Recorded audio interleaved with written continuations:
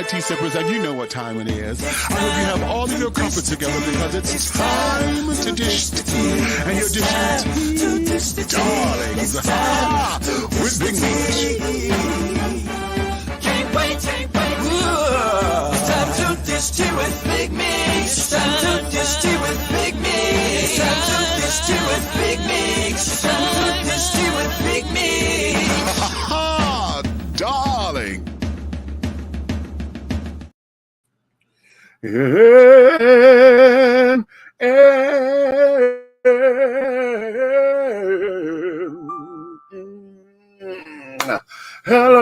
Hello.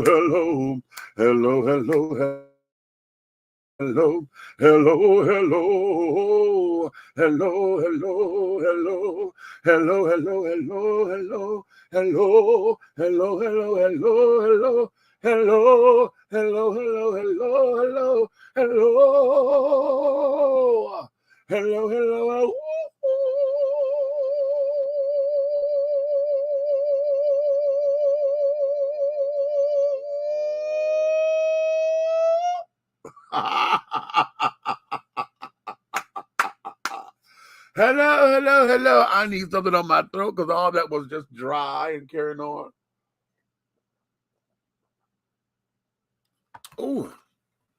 Oh, that's much better. Okay, hey.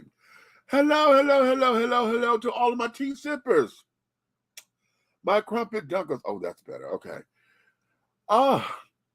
My tea brewers, my pot stirrers, my tea leaf readers, and darlings, my tea baggers.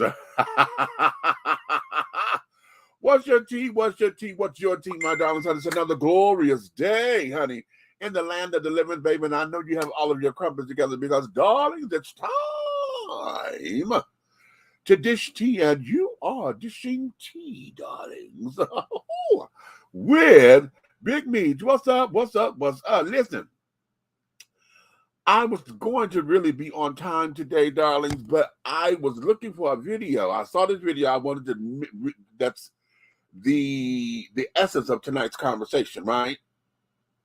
I thought that I had put it in my wheelhouse or whatever, and I did not.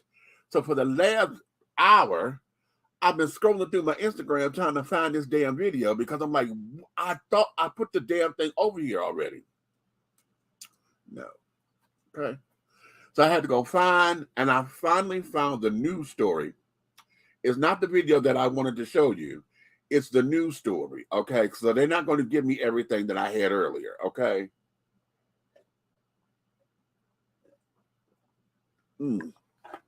But we're going to get into this, okay? Because I've titled today's show, honey, "The People Ain't Peopling No More." Okay? I'm going to say that one more time, babies. The people ain't peopling no more. And I really want to get into a conversation about that, y'all, because I'm trying to, we were on it yesterday with some things that we covered on yesterday's show.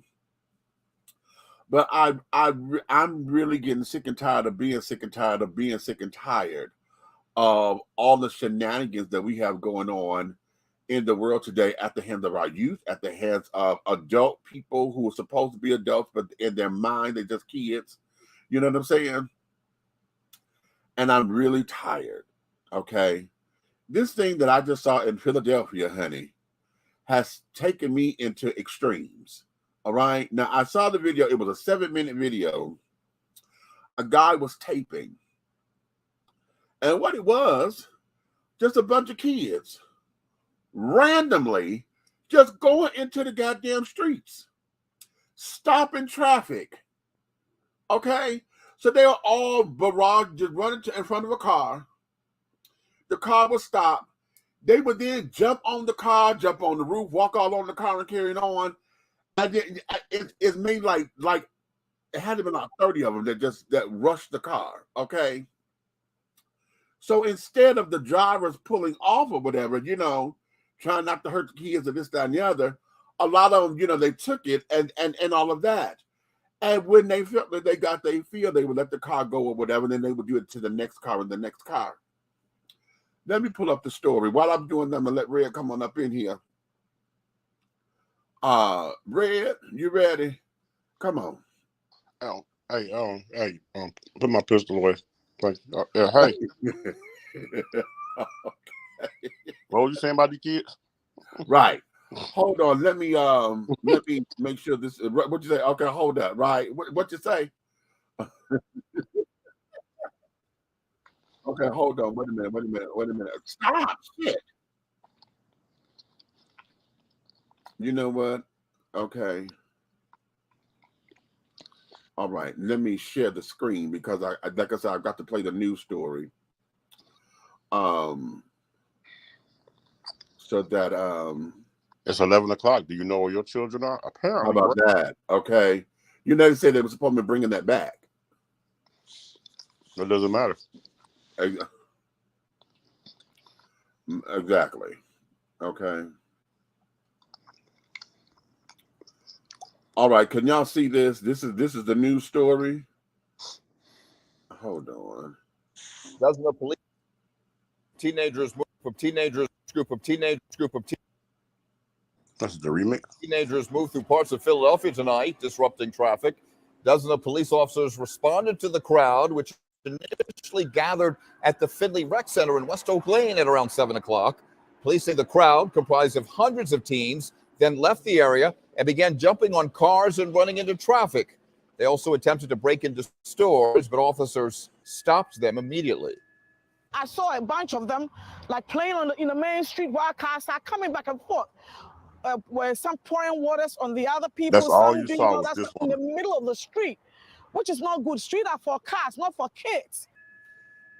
Additional officers were deployed to disperse the teenagers, and they eventually left the area. Bullshit. Okay, here's where this is. Wait a minute. I have a question.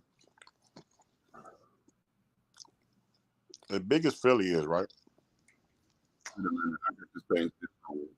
Go ahead. As big as Philly is, was that the only woman they could find to ask a question?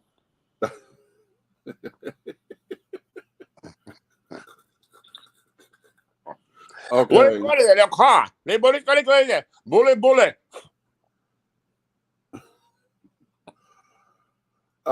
Listen. She sounds like peanut butter soup and hot dogs. Go ahead. Don't say peanut butter soup and hot dogs. Okay. I've been over here. It's been very, very good to me. Go ahead. I'm curious because what I want to know, I want to really get into this. I wish I had. Oh, I'm so mad at myself because I thought I put that damn video over here. Because in the video that I had, one guy did get out his car and whoop one of them kids' ass. Okay. And the guy filming, he kept saying, he said, listen, he said, y'all gonna do that to the wrong car and then it's gonna be trouble. All right. And about 2 minutes after he kept saying that, honey, that's what happened. Okay. And I thought it was a gang fight. No, the guy got out his car and jumped on one of the guys, and the guy filming it, he's sitting there saying, he said, that's your partner. You're not going to help your partner out? Instigating shit, right? Okay. But nonetheless, that happened, okay? Then it went over into more, and right at the time of the fight was when the police started coming, okay? And then the guy started showing the helicopters over the area and this, that, and the other. But my question becomes, when did this type of behavior become fun? See, I'm going to add this on to, wait a minute, do I got the other video? I don't think I put that other video up here. I don't think I put the other video in the queue. But, you know, coming out of the car world and carrying on and dealing with all of that, for those who do the fucking donuts and shit, in the middle of traffic, when you interrupt everyday world because you sitting up here on this kick, I'm trying to understand where in our brain cells did we decide to say that that's normal behavior for kids? But hold on. That's acceptable behavior? Did you hear what they said? It sounded like all came out of that youth center. Yeah. So something went down in that youth center that pissed them off, and they rallied up. Okay, let's talk about it. It had to be. Think about it. Uh-huh. Everybody comes out of the same building and start running across people's cars. Right. So where's the directors from the youth center to say why did they disperse all Boom. at one time? Boom. Okay. Here is part of this whole thing with me. Wait a minute. Did I put this up here? Did I put this damn video up in here? Because I'm loading up videos and I want to make sure that Catch a cold. I'm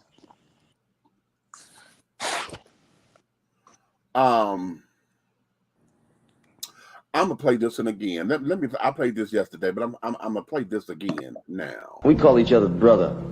What does that mean? Brother, what's happening? Nothing, man. Brother, how you making it? Steady fighting the man. That's a dialogue of dead men. Here we are, continually shooting each other down. That's what the pigs want, for us to keep ourselves divided, instead of seeing and doing what we can for the young brothers and sisters coming behind us. We are here smothering each other. Brothers killing brothers. This has got to stop. It's only a matter of time before we go. We go either dying of pneumonia in some cold building or dying of an overdose of shit or wine in a gutter, or they shoot us down in the street. All of that is immaterial. If we have to die, then let it be so that the language of the young brothers and sisters coming behind us can be the dialogue of living men. Mm-hmm. Again, that's from a 1972 movie called The Final Come Down. 1972. This is 2023, and we still having the same dialogue. Who was that speaking? That was Billy D. Williams. I thought that's who that was. Looking like one of the Jacksons. Do you want my arm to fall off? Yeah. Okay. I'm really having a problem. Like you said, no one, as far as the story is concerned, no one has gone to talk to any of the directors of the youth center. Where are all of the adult supervisions and carrying on that should have been there? Why did it take so long for anybody to call the police? You know, when it started to get out of hand, everybody got a damn phone in their hand. Everybody got a phone in their hand. They too busy trying to get the tragic video. Okay. Because you best believe, for something that big to happen, it's 100 videos floating around. Of course. Of course. Now here's where I am with it. How come no arrests were made? Now you can't tell me that something should have went down to where they would disorderly conduct or something, because that was too much going on. There's got to be a backstory to that. Well, that's what we got to find out. And I wish Nikki was here, because I know she should be up on it. Mook, if you around, honey, Mook, I need you, honey. Mook probably at work too. Mook probably walking on the cars. Okay.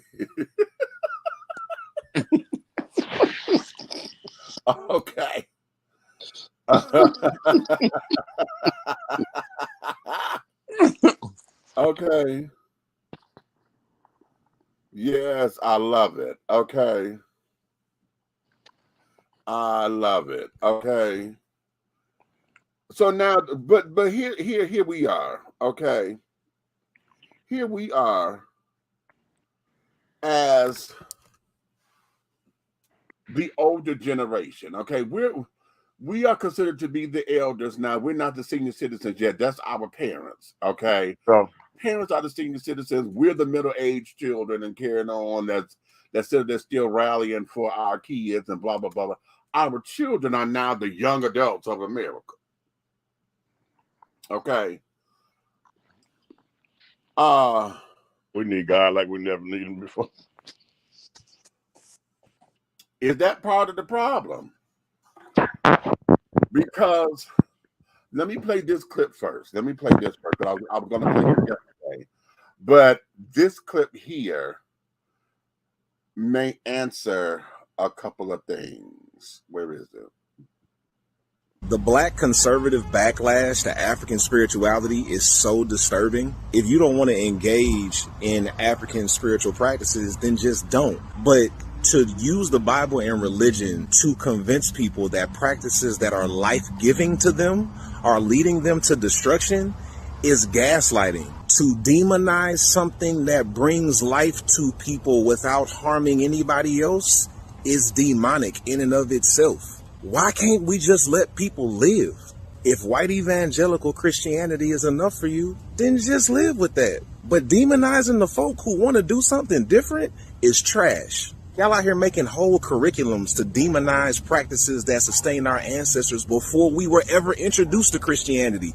And I know Africans knew about Christianity before European colonialism, but Christianity isn't even old enough as a religion to precede the African spiritualities that sustained us. So before Christianity was even a religion, our ancestors had a spirituality. This shit is dead ass disturbing. Because I know people whose lives have been saved by African spirituality. Personally know them. And you know what I'm not going to do is talk people out of their lived experiences. And for everybody who talk about Jesus, he wasn't a Christian. He was a Jew. He didn't start a new religion. So if you're really trying to be like Jesus, you wouldn't be so hell-bent on Christianity anyway. Because he wasn't.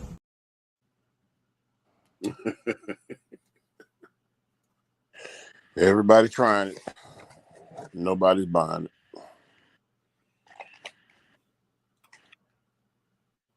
What's up, Mr. Evans? Wayne Evans is up here. What it do? It's gonna do what we tell it to do today, baby. What you know, no good.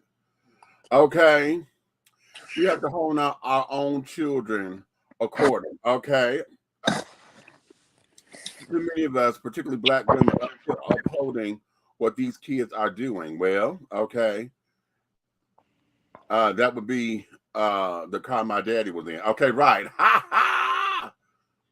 Hi, meet. Hey, Charles. Okay. Shaking my head, my damn head. Ridiculous. Okay, exactly. Okay, come on What's now. up, Buck? Okay. Charles say, hey, Big Red. What's up? But a lot of this, I'm really, it's the conundrum because, see, when we talk about let's go there, Jam, because we talk about holding our own kids as responsible, accountable, according to their actions and carrying them. Because that's the other question that I have. After seeing all this on the news, because it done make the news and this, that, and that, you know your big head ass kids.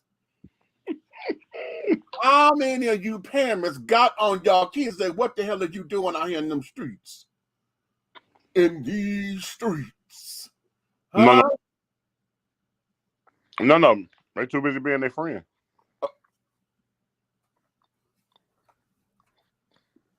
I'm not looking at you, damn it. I'm not looking at you. Mm-hmm. No, you ain't gonna make me nervous like that this early. What you say? They too busy being their damn friends. You got daughters talking to mamas like they grew up and went to high school with them. Hey girl. You got sons talking to their dads like they grew up and went to high school with them. What's up, my nigga? What? Wait a minute. But you know what? And see, we have ourselves to blame for that. Because when we sat down there and we don't want to be grandmas or grandpas, we got to have new names. No, I'm not a grandma. I'm a grandmama, honey. I don't look like my no damn grandmama. And this, that, and the other. And say we don't let vanity take over that. Anytime you're sitting up here, hold on. Will that what? Vanity, A sin. you know it. You know the Devil's Advocate, honey. That movie is my Bible of movies. One of them, honey. One of the books. Okay. When he said vanity, my favorite sin. Yeah. Okay. Vanity sits up and placates to all of this. Okay. And then on top of it, and it's still rooted in vanity, anytime you have your parents competing with you in the dating pool. That's what I got confused because through my experiences, I've seen a situation where a guy has sleeping with the mama and the daughter, and they live in the same house. In the same house. Now here it is. No, I'm saying he was dating, and they mama and daughter live in the same house. Yeah. He was the boyfriend of the mama. They break up, and then he ended up being the boyfriend of the daughter. Right. And now he's spending the night in the daughter's room. And then he spent.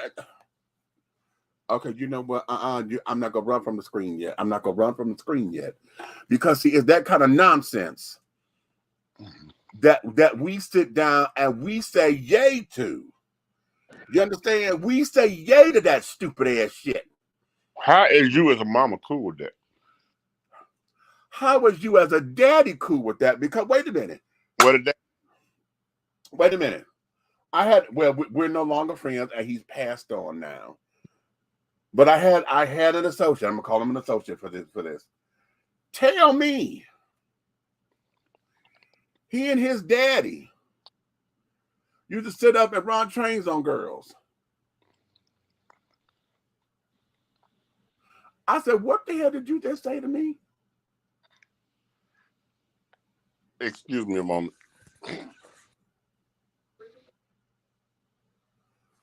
Wait a minute. Yeah. Yeah. That's the Wayne song. Which then Marion Cunningham would have snatched my ass from the backside. Okay, exactly. Okay, and we're not talking about Mrs. C on Happy Days neither.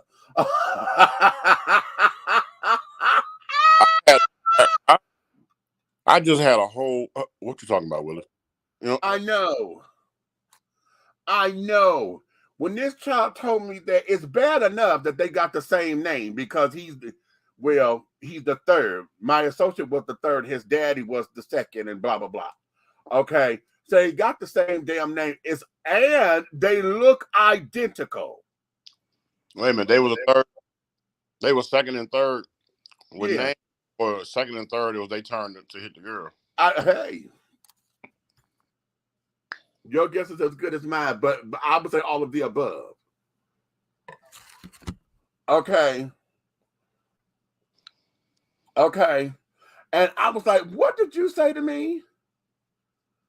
Then I had another guy. See, here, I had another guy who would sit up and who told me about how he and his dad used to get high together because they were both on crack. Huh, yeah. Yeah, you understand? Yeah, not just, yeah, No, don't run. Come on back. Come on back. Father and son getting high together. They both on crack. Come on back, baby. No, don't run, sugar. You know what? That's a real deal issue. Oh. Yeah. Now he's gone too. God. Okay, he's gone too.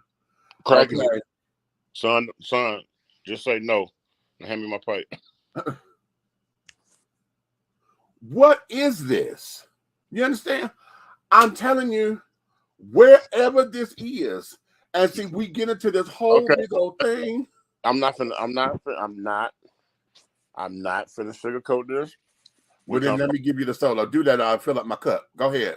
We come from an era, and you know this. Yep. Where the uncles were the doggone initiators of behavior, worldly behavior. This is come on now. Okay, because I'm going there. Go ahead. Exactly. So you got to remember, I come from a time like what you just said. Like I had an uncle that when they babysit, or when he would babysit, he'll sit around. And I'm the cousin. The other kids was his kids, like his biological kids. Right. And he would sit around and roll up doobies for everybody to smoke. Right. And kick back smoke, and then he pouring glasses and paper cups for us of MD 2020. You was the wino too? So here's the problem that I got. It got worse with the particulars that was involved in the relationships with these people, right? Mm-hmm. You know what I'm saying? But the preliminary of it, everything always starts. You can start with a butter knife, and if you keep scraping it on the ground, you got a razor. You know what I'm saying? Exactly. So This is true. as time went on, people like to keep pushing the envelope. And that's how we got from the point of sipping a little beer and wine with your uncles to smoking crack with your daddy. That's how they got there. How about it? Well, Okay. you know what? Now, again, coming from that same era, because we the same era. Okay, my uncle, my daddy's brother, and he gone. Quincy. I mean, not Quincy. This was Spanky. Spanky gone. Okay, my uncle used to babysit us. Okay, and because my parents were working, Spank was still a young man. He was in his teens, early 20s, babysitting us. Okay. Right. Well, hell, my mom and daddy used to be there with the card house on the weekends. Okay, so they were known to be the party house, right? But that was adult stuff that went downstairs in the basement on the red lights and the blue light nights, right? Right. So what my uncle would do was, in order to put us to sleep, I was the wino because he would lock me up on more MD 2020. Okay. My brother, he would give him a contact and would blow the weed in his face. Oh yeah, shotgun. Yeah. Mm-hmm. Okay, the shotgun, baby. All right. That's what Uncle Billy used to do.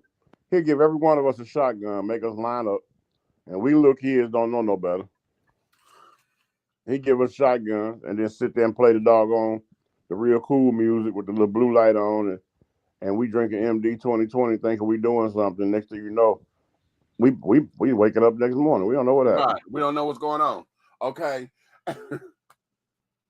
But see I'm gonna tell you, as I got older, I'm gonna put my business out there. Okay, look, as I got older, right? I had a lady hitting on me, an older woman hitting on me. Mm-hmm.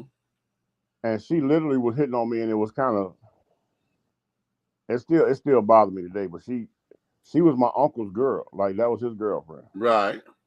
But she used to be cool and want to, be nice to me and take me to the mall and get the hottest new, Jordan sweater that I wanted or whatever for my birthday, that type of person.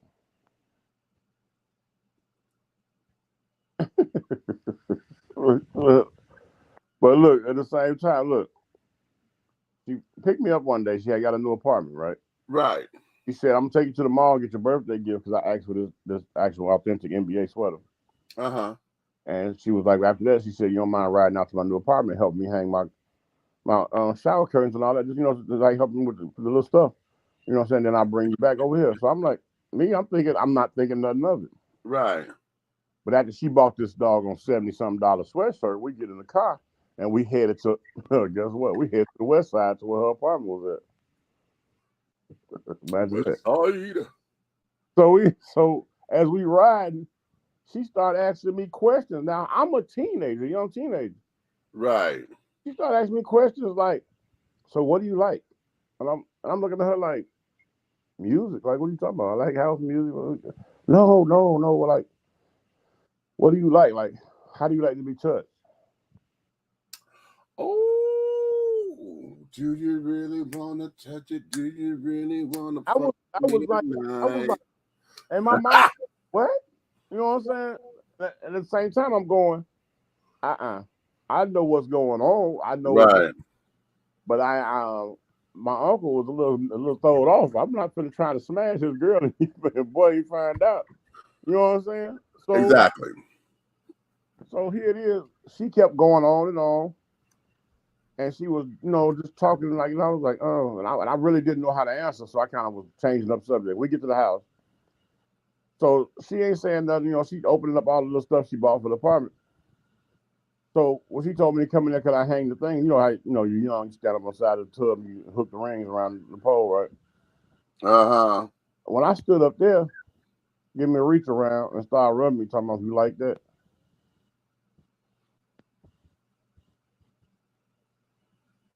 Not the reach around. Right. So she kept doing little stuff like that and trying to kiss me on the tongue thing against the wall. I mean, it's just a a bunch of uncomfortable mess. Uh-huh. For some reason, my uncle showed up, and he wasn't even supposed to come over there. We supposed to meet him back at the house. Oh, that was God.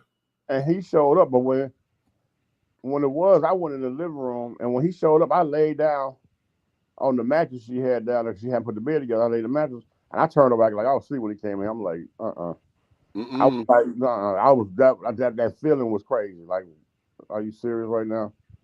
So Right. he talking. He was like, "Hey, boy, you woke? What you doing? It's what you doing at my girl house?" He cracking jokes at the same time. I'm going, Lord, nigga, please get me from over here. Right. So Right. when it's time for us to leave, I'm running to his truck. Uh-huh. She go, "Oh, you gonna make me ride by myself?" I'm like, "Oh, I'm like, oh, I was gonna ride with my uncle," and she was like, "Oh, you ain't gonna ride with me? I thought we were cool. We gonna talk. We going to the same place." So I was like, "No, I want to talk to him about something." So he, naive, he goes, "Man, go ride with her so she quit talking." So okay, Daniel. He just threw you in the lion's den. Just threw you in the lion's den. Okay. So I go over there and I get in the car feeling like a rape victim. You know what I'm saying? So I'm sitting there like, we riding the whole time we riding. She reaching and stroking and touching and talking about some. Y'all don't be scared. Next time she said, "I think we'll hit it off real good." I'm like, that ain't cool. She was like, "What you worried about your girlfriend?" She said, "I ain't worried about nothing. Don't you worry." I'm like, she just talking all the way. That was the longest ride I ever had from the west side. I'm sure it was. So here it is. Some years go by. He fall out with the girl. He get rid of her, whatever. And I finally, one day, me and him sitting there just talking, kicking, and I tell him, I'm like, "I'm so glad you got rid of her." I said, "You know, such. Here we go back to the subject that we're talking about. Uh-huh. What you think is what do you say? I don't know why you didn't go on and hit it. That part. Now, you know what? I had my neighbor. My neighbor, 2 houses down from me. Okay, Joe. Joe Darnell Sr., he gone. Joe, I'm talking about your baby. His girlfriend at the time, Miss Artie Ann. Okay. Artie, very attractive girl. Okay, very attractive. She was into older guys that carried on, but you know, she liked to play. Mm-hmm. Well, Joe, being the old cat that he is, okay, he know a hoe when he know a hoe, okay? Well, damn it, Joe came to me. Joe came to me. I'm 16. 16. Joe came to me. He said, "Yo, Meek, let me talk to you for a minute." I said, "Okay, Joe, what's up?" You know, he said, "Listen, I know you come down here. You spend a lot of time with Artie and carrying on. I like that you're around my son and all of that, and you're really good people." He said, "But I just want to let you know something. I know Artie. I know." No, he called her Artie. We call her Artie AM. He said, "I know Artie. Okay." He said, "I don't want you to feel as though you trying to save my feelings." I said, "What?" He said, "Listen, man, I know she gonna come at you. And if the mood is right and you feel it, hit it." No, brother, I'm not doing that. What? Now, wait a minute. I was fucking mortified, right? I was mortified. Because I'm like, are you... Exactly. The implication behind all that, I'm trying to put this in perspective because I see you not necessarily like a father figure, but you one of the dudes on the street, on the block that we respect. Okay? But to come at me in that particular way. Oh, I was talking about Uncle Stanley, right? Okay. Was a mess. Because then he pulled this one. He said, "I know her because she did it with," he had older kids, right? He did it with his junior, Joe Jr. He did it with another. She did it with another one of his sons, and somebody else. So he said, "I know what she gonna do." She said, and you know, I wasn't this big, but you know, I was 16. Y'all saw my prime picture, Right. okay? So I was slender, tall, this, that, and the other, and all of that. For 1986, you know, I was the cat's meow body wise. But he told me she gonna try you, and God damn it, if she didn't. But the thing was, I hadn't completely come out the closet yet, you know, but I was doing my thing at that time, and with the way how she hit on me, it was one of those things we were doing once because she's real good at bulletin boards and all that kind of stuff. And I've done that. We were doing vision boards before it was a thing. Okay. Because she would sit down there, all her bulletin boards and stuff, and she would put pictures and stuff, you know, what we now call vision boards now. Mm-hmm. She would do all that and carry on, and oh my God. So we would, and see me, I never had the vision board like that, but that's why I collect a lot of catalogs and stuff, because we would cut out the pictures on the catalog. Oh, I need this outfit. I want that outfit. You remember how we circled them, and that's the one I want to order, blah, blah, blah, all that kind of stuff. Yep. And she came on to me one day. She come rubbing my back and things, and this, that, and the other. And I think that was that the day I told her I was gay. I got out of it somewhere. I forgot what I did to get out of it. But yeah, you know. But the point that we're making is the whole generation of, see, between me and we do that shit trying to be cool. And you know. But they don't understand the damage that it does. Like, the person that you grow to be as an adult, like the way I'm able to still tell you the details of how she touched me in the whole 9 yards. Yeah. That done something to me that I probably don't understand things that I have been going through. And it probably came from that situation. Right. Right. Well, let's examine that, because one of the things that you said that sticks out in your head is the fact that she put you in danger, because the thing that you said, my uncle crazy.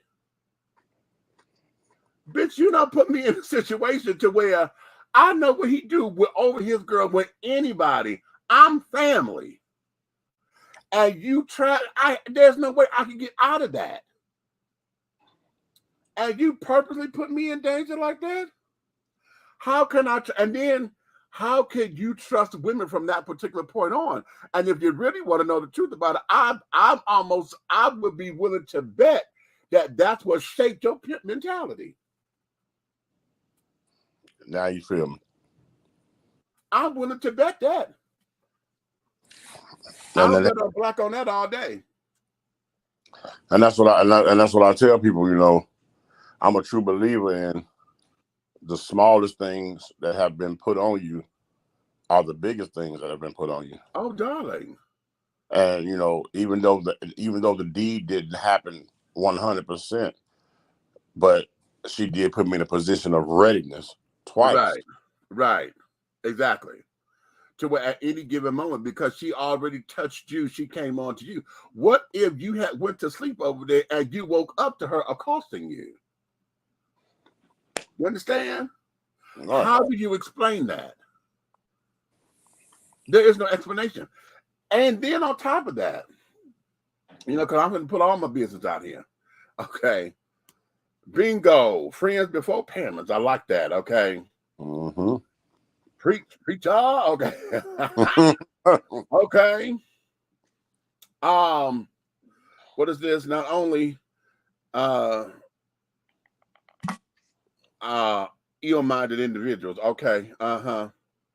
Kids having kids has tainted our community. It has, but Wayne, let's put that into perspective. I'm coming to the comments. I'm a double back to my story. Kids having kids is not necessarily the problem, because our grandparents were 13, 14, and carrying on having babies. Okay. Yep. And this, that, and the third. So that's not the anomaly. What is that kids having kids, but their grandparents were not there to assist with the babies, or the grandparents took the babies and never let the parents be parents. Well, the kids are still having kids, but the grandparents are still. And the grandparents kept collecting them, and never gave them the damn responsibility. But not only that, you got to remember now we have kids having the kids, and the grandparents are still in the clubs, and which is now the 2.0. You see, that's where it is. That's where what Wayne's comment is. That's where it gets its teeth. Mm-hmm. It's right there. Because now, what I said earlier, you competing, trying to date with your daughters and now your granddaughters.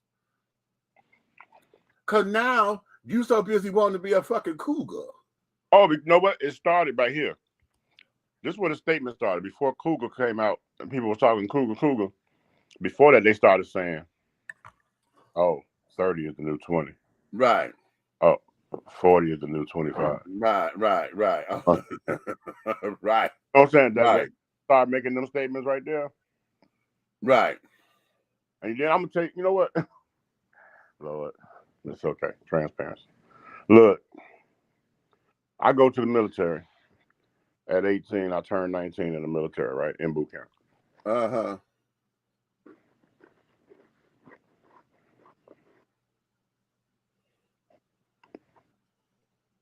As soon as you get down there, you're on your own. Right. I'm talking about like after you graduate, you get to your first state. Mm-hmm. Grown man status then. The first night I go out in Norfolk, Virginia, I don't know nobody. I'm just gonna follow everybody to the doggone base club. And that's where everybody's going, right? Right. Get in there. I'm learning the protocol. Anybody ship crews out to sea, their wives are in the club. Ooh, okay. Right. Sit down with some ladies. They buying the first round of drinks, and they like, oh, we never never met you before. You knew him. Oh, okay, all right, well. The conversation and the situation is going so smooth. You feeling like pimp of the year because everything is going in order. Mm-hmm. To put it long story short, my first evening out at 19, ended up having a serious Ron Jeremy session in a canopy bed that belonged to a 7-year-old with a woman that was 43. Not the baby's canopy bed. Y'all ain't in the baby's bed. I think that was the move to not be in your husband's bed because right. On the way out, I see a picture of a sailor. I'm like, who is this? She said, that's my husband. He out to sea. Oh.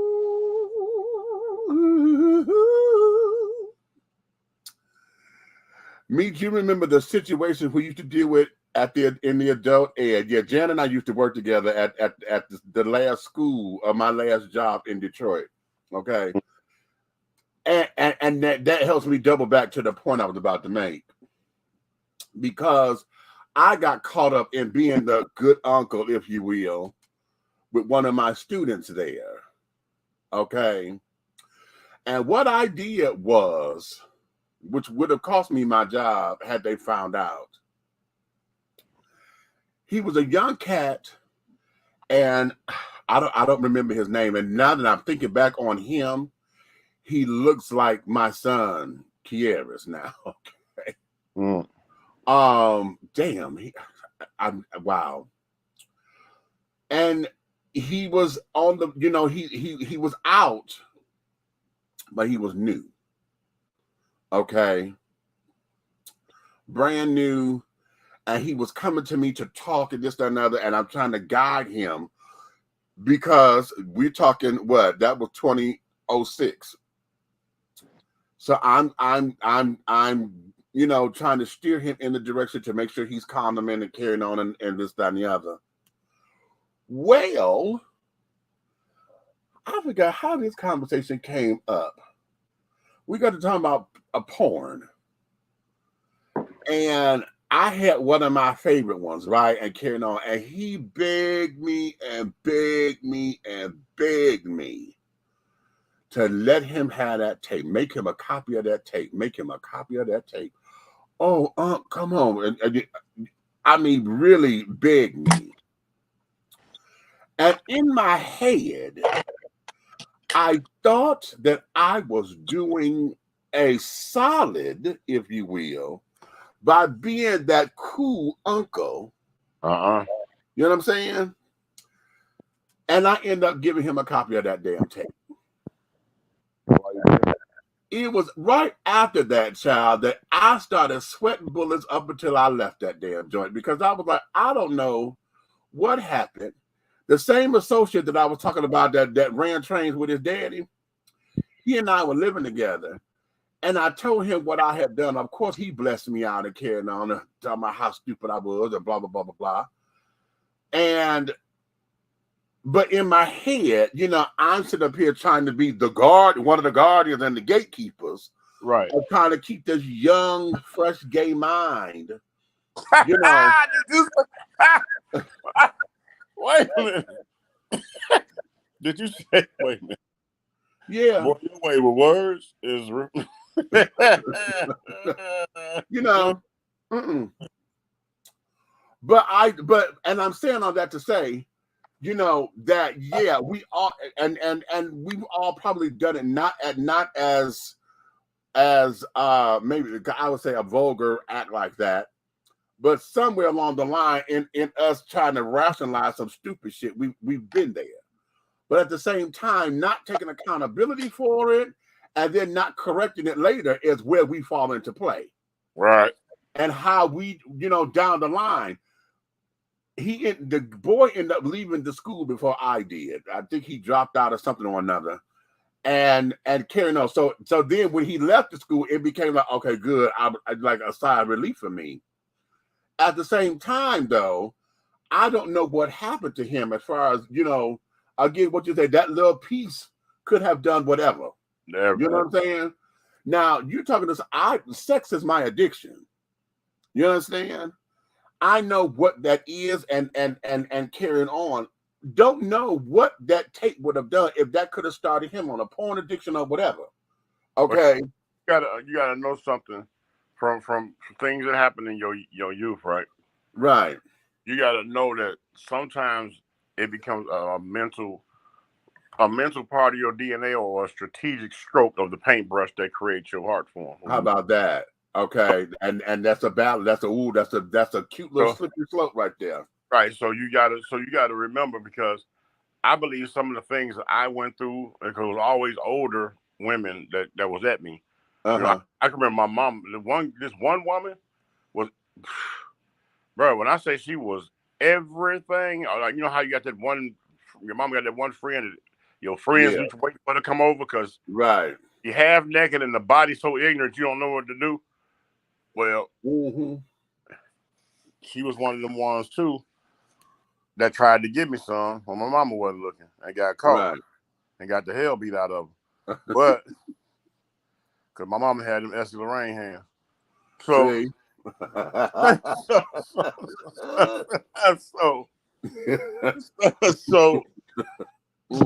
just going through that at that age, because at that time when that happened, I couldn't have been. So I look at that. So soon, you know, you have a good time growing up when you're sneaking it. Yeah. Right? Yeah. That's the good. The good is sneaking it. But then when you get to that next age, which is the next one after the sneaking, when you can freely do it, that tells your DNA. And when I got to the freely moment, I was knocking it down so much 7 days a week that hey, Miss Parker. Hey. Right. You know who that is, right? Hey, girl. You know who that was, right? You know who that was, right? No. That's Wayne from Atlanta Hot Riders. Oh, shit. Okay. Yeah. But the point I was trying to make is I looked up and it was almost like, because I hear you say addiction all the time. And then I looked up, and it's almost like I had an addiction to the free for all of being able to doggone just do all I want, because my room was a private area now, and I'm at that age. But I didn't realize that even at that age, you can do too much, because I was on a run one time, and on the ninth night, same girl though. It was just so fabulous. I couldn't stay out of it. But it was the ninth night in a row. Got her down there, and right before things was getting ready to settle, my phone rings like 2 o'clock in the morning. Like, who the heck is calling me? And I answer, and it's my uncle. And he says, "Hey, you got a girl with you?" I said, "Yes." Why? Oh, because Mama called me and she said, you're doing a little too much. You can come to the other door, and I'll give you $100. You can go and take her to a room tonight, because it's just been every night. So evidently, whatever I was doing, the noise was coming through the vents. You know what I'm saying? So at the same time, how embarrassing is that? I pay rent. Right. Wait. Wait. Oh, now see, you got a phone call. I had my sisters knock on my door. Oh, I had to put a lock on my door to keep them from coming in, because the same thing. I'm at home with Mom and them. Now my mother's room and my room shared the vent. We on the same fucking vent. See, okay. That's when I found out she and I make the same noises. Bitch, that's crazy. You your mama's child.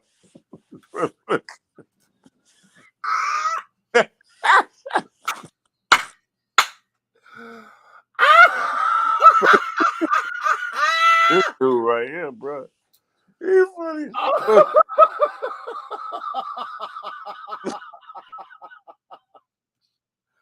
I said, Lord have mercy. I'm Lorraine's child, honey. Anywho. But you know how embarrassing that was, because I know that it was my grandmother that called him. That called him and said something, yeah. So now I have to explain to her, like, hey, there's some family stuff going on, you know what I'm saying? Let's just go get a room or do something, whatever. Which it was cool, because because that stuff the stories you tell me, this particular evening, having to leave to do the room thing turned into that exploratory thing. It never got a room. It ended up on the rocks at the beach, on a park bench or down the High Park. You know, and it ended up outdoors on a slide. Right. All this happened in one night. Yeah. Multiple locations. And I was like, well, shoot. Exactly. Right. You know, it was something about wrapping a blanket around you, sitting on a park bench, and somebody straddling you. Right. And it's slow working, and people walking by, and they like, you know, so they're like, oh, that's so cute.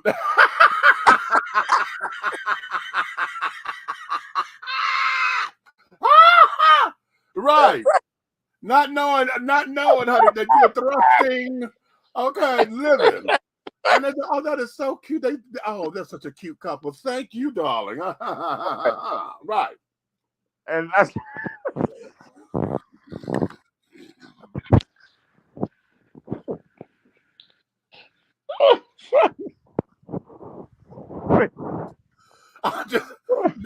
I just saw myself do that in my head. But let me tell you something funny though about that. Hey, they got these parking lots, right? Right over in the bougie area where the high-rise condos is. And the ocean, I mean not the ocean, but the lake front is right there. So you park, right? And if you park and face the car a certain way, your back is to the lake. So nobody's on the lake at 2, 3, 4 in the morning. So your back is on the lake. She's on all fours inside the car. You got 10 minutes. You sitting on top of the roof like this, like you people watch. And Right. you just hello. Hello. it's funny because folks, we know how white folks out in the middle of the night with their dogs. Yeah. They walking so they were like, "Hey, how you doing?" You like, Right. ah, Right. Okay. Like you start watching and start gazing and shit. Right. You know, hello. Yes, Jesus. Yes. it's a beautiful night, isn't it? Yes. Yes. Okay. In more ways than one, honey. Oh, thank you. Well, I just said that's weird because maybe that incident happened, and like I just said, it goes to what I'm saying. Like small things happening lead to DNA experiences, Right. and that right there, I never thought to do nothing. I was gonna be wilding out outside, but Right. guess what? You can wild out outside till 6, 7 o'clock in the morning. In the morning. Hello. You'll keep that $100 in your pocket. They get you to go to the room. Okay. Okay. Thank you. Thank Say you. no more. Okay. You understand? Oh, but now this is us reminiscing on us being young men, teenagers, and carrying on, Which calls making the best of a situation, asserting our adulthood and this, that, and the other out of what this is. out of what we were given, we were taking what we were given, and Right. But Right. But you can't do that with these kids because they're not taking the good advice from us. They don't even take advice from us. They take, I can do what you can do. You know what I'm saying? Exactly. And do it the way you did it, thinking that it's gonna work. I got a 9-year-old that when we have a conversation, adult conversation, I catch him every now and then, and he'll say, you hear what she said? I don't know what I'm looking like. Why? What? Boy, what? Yeah. Like, why are you so comfortable commenting on adult conversation? On adult conversations. Yeah. Yeah, because we have created spaces where kids are adults are just, they're not even kids anymore. They're just adults in training. Yep. That's You it. know what I'm saying? And we're not allowing them to have their imaginations. A number of things have, what we have gotten out of is having kids get out of the room when grown folks talk. Uh-huh. You know what I'm saying? When we come from that era where if it was an adult conversation, there was not a child nowhere around. Honey, they went to go play and carrying on, and y'all did what kids did and carrying on. And we always have make sure somebody go check on them every now and again to make sure they ain't fucking up nothing.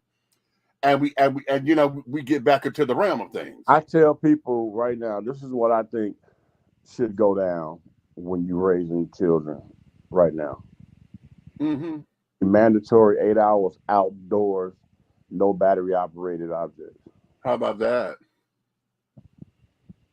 No electronics, 8 hours. I don't want to see you. Right. That's how we did. You know what? Well, wait a minute. Now we got to put parameters on that. We got to put parameters on that because that worked for us. I don't want to see you. You better be home before the street lights come on. Right. But now, we are post-Atlanta child murderers and carrying on, and we are in this era where folks like to snatch kids up and the candy things still work. But at the same time, okay, that's GTA and Hey Girl Hey. Right. That's exactly what Grand Theft Auto and being a friend. Hey Girl Hey. Right. Okay. Boom. Okay. Man, I don't even know if kids even know anything about games anymore. The kind of stuff that we did. About kickball and we had played all the hand games and relay racing and hopscotch. I don't even know kids that know that kind of stuff anymore. It turned the hand clap and the slap games they was doing, like you see girls outside doing it all the time. Yeah. It done turned into hips on TikTok. You getting ready for the strip club. There you go. Okay, but then there you have it. Right. Like, where is it that you are shaking your hips and you still got a whole piece of thick skin between your legs? Right. Right. What are you doing? Yeah, you're right. It has become the twerk contest. Yeah. That's it. Yeah. You acting like you so, oh, mommy. As soon as mommy gone, turn around and work. And then you don't believe it until somebody accidentally send you a video of your child. Yo, baby. Okay. Yo, baby. And Okay. here's the moment of truth. Do you give a 5 or do you high five? Okay. Okay. And that creates the future. Boom. Okay. Boom. Wait a minute. Let me get these comments, honey. Let me go to these comments, baby. Let me go to these comments. Okay. Unfortunately, we don't recognize women as predators the way we should. Now, that's real good, Jan. That's you true. know, That's gotta true. put a heavy discussion. Same associate I was telling y'all about before. In fact, after school, Jan, I don't know you were there, but you wasn't in on this conversation. I don't know. Do you remember Stacy, the guy that was the head of security? Stacy Davis. He was a basketball player and carrying on. He and I was having this conversation about going out, right? And we were talking about from a gay man and a straight man perspective, to where how when we go out in the cluster, okay, gay men, you know, I'm a mother of a house. So when I with my folks, bitch, if you getting lucky or called a piece of trade or whatever, bitch, you better bring him by this motherfucking table. Okay? Because I need to know identity, description, you know, in case something go wrong. Officer, he went that way. Okay, that kind of shit. Stacy sat there and said, man, nah, if I'm out with my boys or whatever, and I happen to get a lick, what the fuck I need to tell them for? I said, because women are just as dangerous. They set men up all the time. Oh, no, I just take my chances. Nah, fuck all that. Nah, I'm cool. What I need to check in with my dudes for? I said, see, it's that kind of shit right there. I said, now it's one thing for you to say, nah, I'm not gonna do that because me and him got the same taste in women or whatever, and I may be jocking somebody that he may want. That's a whole different conversation. See, all that tough thug, all that macho stuff. Let me tell you something, man. This is a message to y'all. You meet a girl, and you think you can dip off and not tell your boys because you're a grown man, right? Yeah. Okay. Well, if her name is Peggy and that's not her real name, you may not be able to sit down the next day. Shut up, fool. You know what? I knew you were going there. I knew you were going. I heard that one coming. I said, he ain't gonna go there, Jesus. He ain't gonna go there, is he? He ain't gonna go there. He ain't gonna go there.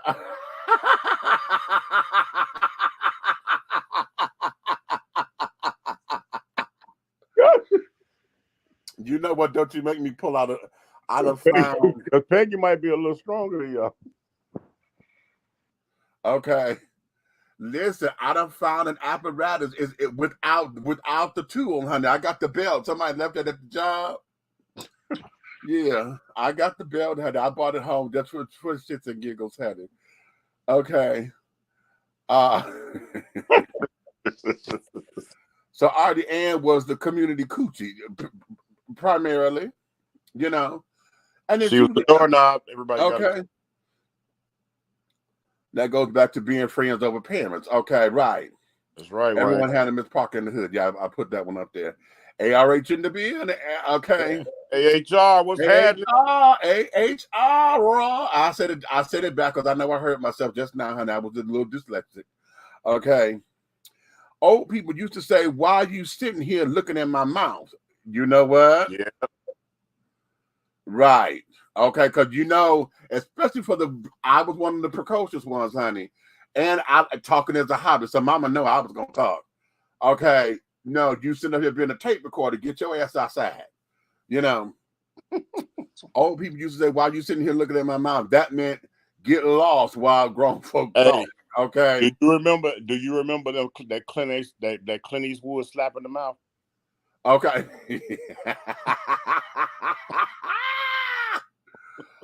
Most kids today have a sense of entitlement that is beyond belief, along with no respect for self or anyone else. Now, you know what? Let's unpack that, Wayne. Come on, Wayne. You're right. Because when we say no respect for self, that's going to be subjective, because right now, the way how they see themselves, they are being respectful of themselves, because everything is about selfishness. Everything is through their minor eyes. And I'm not going to limit their experiences, because that's the one thing with young kids that we tend to do as old folks. I think that their experiences don't mean nothing. We're living in a different world, and we got this thing called the internet, where they are exposed to everything in real time right away. So their experiences have weight. We got to learn how to respect that weight and learn how to help them unpack it, because they're too young to accept it and to ascertain it all at the same time. But at the same time, we have to show them what self-respect is supposed to look like, because they're just accepting any old thing, because now they're still trying to make up the rules as they go along, and we have not given them rules of engagement. But see, let me tell you something, Meech, and this is something I said I always wanted to do as an experiment, because you got a lot of people around here that think they are parental gods. Right. And they the ones with the worst children. Right. I always said, and you can't never get nobody to respond to this post. Right? Uh-huh. Bet your life savings that we hook your kid up to a polygraph and ask if they still a virgin. If you feel like your child is a virgin, bet your life savings and do it. Nobody wants to take the bait. Of course. Because you want to stand on, oh, I know my baby not doing nothing, verbatim, but you don't want to doggone test it. Right. Why? Because you know you have exposed your child to more than they should be exposed to. Listen to me carefully. I had to have the talk with my nephews. Okay. And the talk I was having with them was the step 2 talk. Okay. Because we already know birds and bees. They know what babies, they got that one. This was step 2. Okay, you always wrap it up. You keep the condoms on you. Okay. And I teach my nieces, you got a purse, bitch, there better be something in your purse. Yeah. Okay, because in case he get dumb and oh baby, ooh, no. But then I had to tell him about what statutory rape is, right? No means no. I don't give a damn at what level you are at. No is no. Period. Oh, I thought it meant no, not right there. No, okay. And this here, and we have to go basic that way, because see, in the basic conversation, the whole S&M world are carrying on of sexuality and practices and stuff. Y'all, I don't think that you're into it yet, because hell, that's a whole advanced shit. Okay, man, you don't use that word when you deal with these generations. I know, but then here's where it was, because I knew that my nephews were already sexually active. It was the age that fucked me up. But I felt it in my spirit, and I wasn't around them at the time.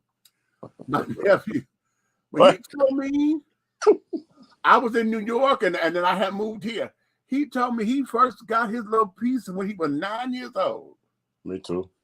Okay. Yeah, I was 8. See? Yeah, I was 8. Yeah. Oh, yeah. America, if you want to know what we're talking about, when we were growing up, the babysitters were a little different. Okay, right. Valerie, yeah. Uh-huh. Okay, so that's it. Valerie.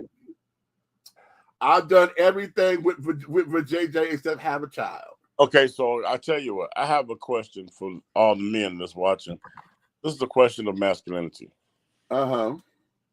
You're standing in the neighborhood, you kicking it with the fellas, you decide to shoot, with the neighbors basketball in the community, right? Right. And when men having men talk, it gets kind of dirty sometimes, right? Right. And they talking about the girl in the neighborhood, they got the fires head game. Right. And they steady talking about the girl this and that, the girl that, and the girl that. Now, granted, everybody doesn't know everybody, so everybody's just talking. And they like, oh shoot, oh yeah, she sucked you up too. Oh yeah, blah blah blah. Yeah, yeah, you too. Oh yeah. She 5. Oh, she 5. And then another guy walks up on the thing, and let's say, hey, what's up, fellas? What's going on? Dapping up everybody. He say, what y'all talking about? We talking about the 5's head on the block. And he say, oh yeah, and drop your daughter's name.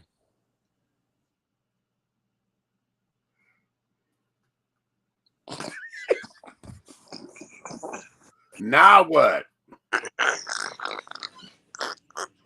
Now what? So who mad? And why you mad?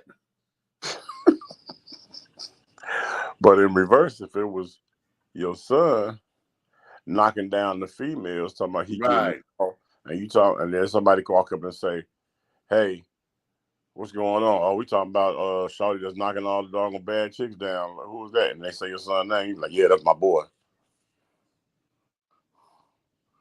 Like chest stuck out. Chip off the whole block. Yeah. Yeah. That's what we do. Oh yeah. That's what we do. Yeah. Yeah, that's that's the Taylor thing. You know how we work. Well, why you didn't cheer your daughter on when she was out here sucking up? How about it? Okay, right. Mm-hmm. That part cheering. That part the cheering. Well, we got social media is the devil, and that along with the hip hop artists and their songs are destroying the black community. Okay. Excellent. You want to take it there? Let's go there in just a hot second. I wish they would teach girls no and go home. How about that? You pack your shit up and get the hell out the door. But okay, now Hodge, let's go there now. Let's go there too. Because here we are with the whole idea of where that borderline rape culture come into play. You don't tell a man no. A man gets all hot nutted and bothered, and then he want to get physical. And now she got to fight her way out the house and this, that, and the other. And a lot of times she end up just acquiescing because that's the only way to save her life and for her not to get hurt. You know what I'm saying? So now it becomes, well, it was consensual, but it was consensual by force. It was, or by coercion, or by fear, because you just got huffing and puffing, but you can't prove it, and that's where we are. So then now we have a situation and an experience that's tearing us up here mentally, and then here's where it is on top of it. Now, damn it, I know it started off forceful and shit, but damn, the dick was good.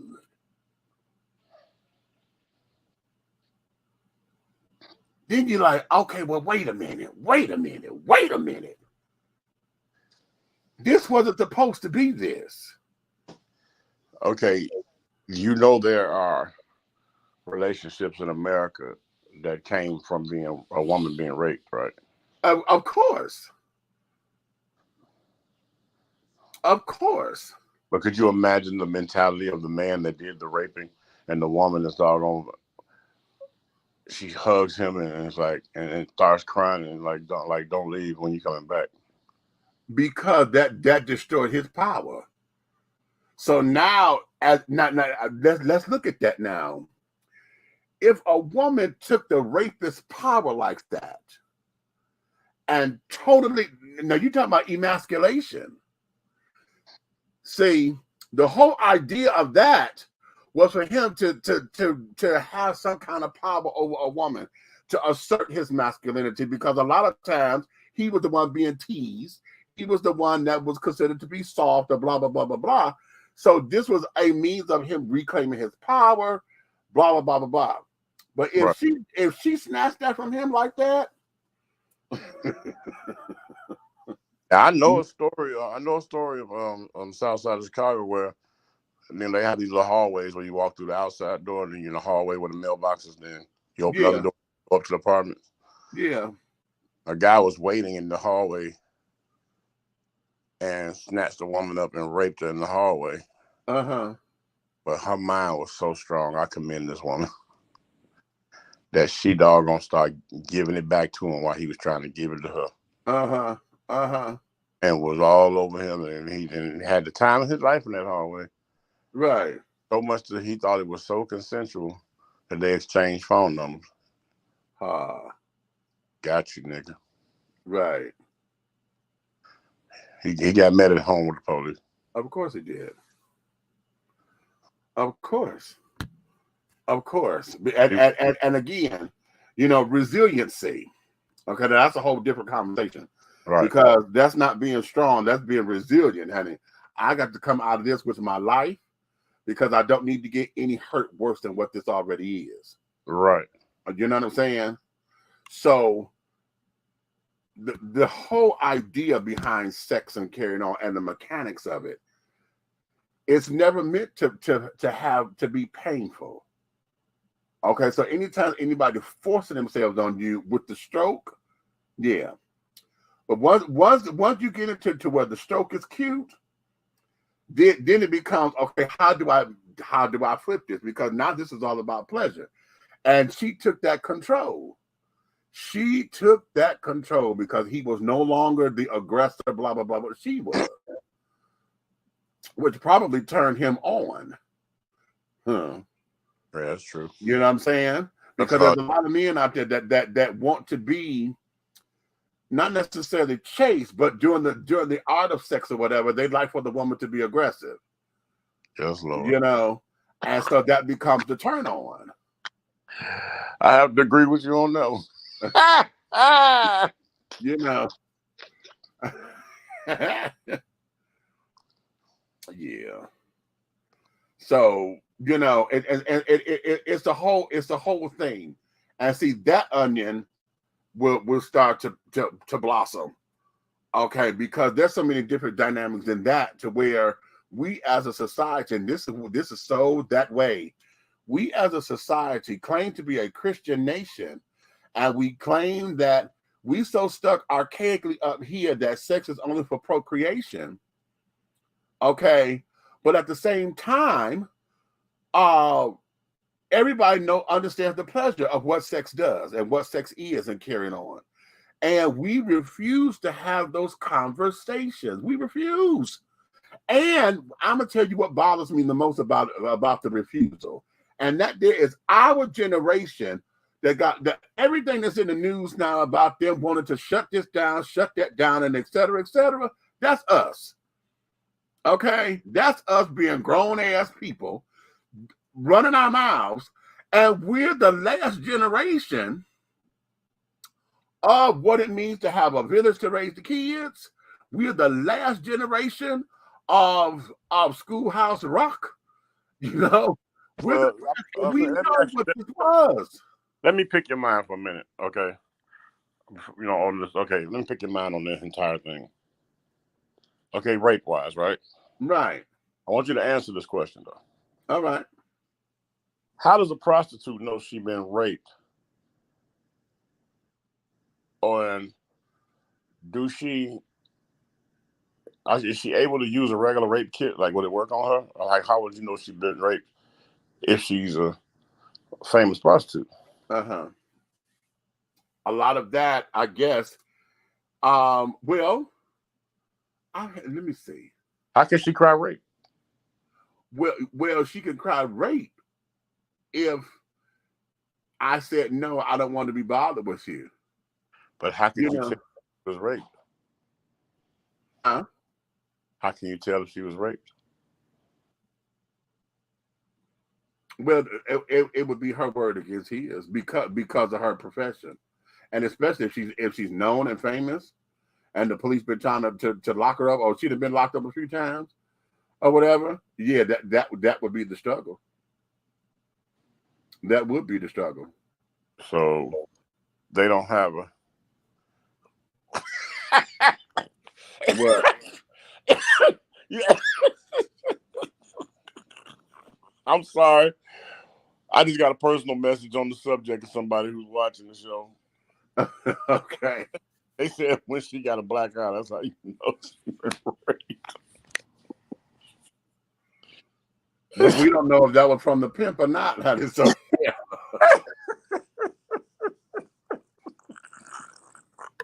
Okay. Hey, man, if you don't cut it out, go to bed, Wayne. Wait a minute. He said, take notice of how hip hop has changed the narrative from fun songs to drugs, material-ish, disrespecting women, and running up on ops and trying to kill their ops, BKA drill music. Okay. Gotcha. I was there when hip hop started, born and raised in South Bronx in the 70s, and I no longer listen to hip hop because of where it gravitated to. Well, here's the thing. It ain't hip hop no more. Listen, I'm going to tell you, the whole idea of hip hop and carrying on, when it changed for me, was what?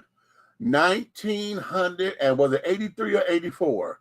When we had Luke, NWA, it might have been 85, and all of that, Ice-T, all them children, where it became what it became. Because now, it became the soundtrack to all these hustlers out here who running dope. It became the soundtrack to, the whole street culture and the break dancers and this, that, and the other. And now we have all these young boys in the hood who wanted to express themselves about the shit that was going on from the street sense. But then it became weaponized because not only did it start talking about bitches and hoes and getting this money and glorifying that life, it then became the measurement of masculinity. Because, and I said this on the show yesterday, if you were not listening to the gangster stuff and was still listening to the Fresh Prince of Bel-Air, and was still listening to Chubb Rock, and was still listening to KRS-One, you was considered soft. So then the whole idea of this became a whole battle of who's man enough to do whatever. Which is why when women came into the game, so we had the cute little women stuff. I mean, hell, I go all the way back to, a lot of folks forget that Angie Stone was the first rapper, as far as the globally female rapper with the sequence. Okay? So with her and Angie B and Cheryl the Pearl, when they were the Sugar Hill Gang girls, okay, that there was the first. And then came MC Light and Moni Love and Queen Latifah. Okay? And that set there, when we had the cute little songs, it was cute. But then all of a sudden, we had to get the little Kims, and the Foxy Browns, and this, that, and other, because now it became about the whole sex of it. So now you out here half naked. What was that to be at the damn Grammys or whatever that was? And you out here with your titty out with a pasty on, and Diana Ross go over and cup you.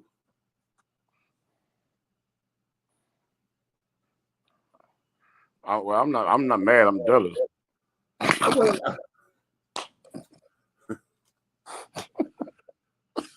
She cupped that girl, and a lot of folks, that was so disrespectful. Was it really?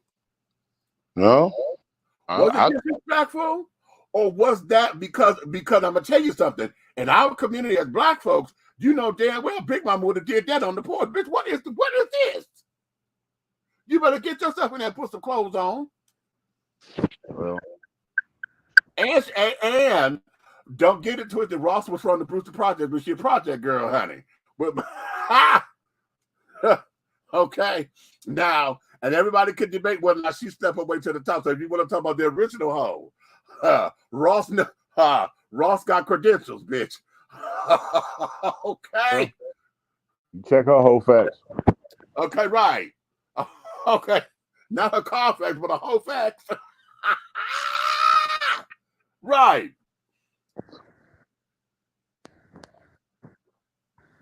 Oh. And yeah, I'm only drinking this was the Lipton powdered tea mix, child. That's all this is. I'm not sitting up here getting full yet. But wait a minute, where are we?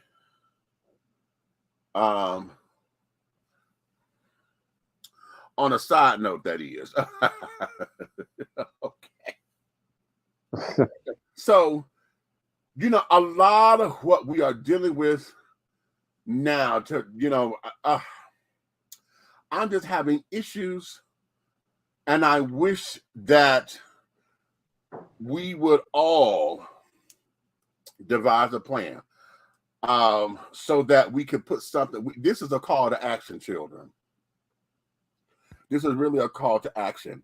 And the thing of it is that we're not going to reach the masses with this call to action unless we have to become individualized. You have to start, number one, start in your house, because my nephews, listen, when it became popular for everybody, you know, we were doing the do-rags, right? When we would our finger waves. Right. But we didn't have do-rags all motherfucking day. We didn't wear do-rags all day. We did not. The dope dealers did, because that became their little sign. They had the do-rags on with the gold chains and the Adidas jumpsuits or whatever. No. We did not, parents didn't play that. You take that do-rag off, especially when you were in school. No, that became like a hat. You take that off. When my nephews became of age, and all of a sudden I'm seeing them walking around with these damn do-rags on their head all day and wanted to sag their pants, they'll tell you. I should call them. They will tell you. Uncle Michi will come into town. What the hell is this? What is this? Oh, it's just a do-rag. How come you ain't combed your hair? Huh? Oh, no. I'm setting my ways. That needs to come off. Oh, did he drop his call? Uh-oh. Something done happened. He's gonna come back in, y'all. Okay. So I'm just having a real issue with that. And then in this day and age of us being us, you know, those of us who have made it to be over 40, and I'm gonna say over 40. Those of us who made it to be over 40. Where and how did we drop this ball? When did we drop it? Why did we drop it? Okay, are we afraid of the responsibility? Are we afraid of the commitment of raising kids? Did we give up? You know, did we give up on it? What did we do?